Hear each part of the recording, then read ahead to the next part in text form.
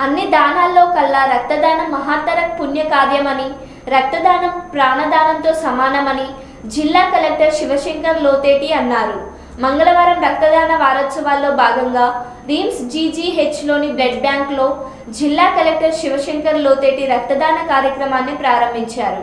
ఈ కార్యక్రమంలో మొదటగా స్వచ్ఛందంగా రక్తదానం చేసి జిల్లా అధికారులతో పాటు జిల్లా ప్రజల్లో స్ఫూర్తిని నింపారు.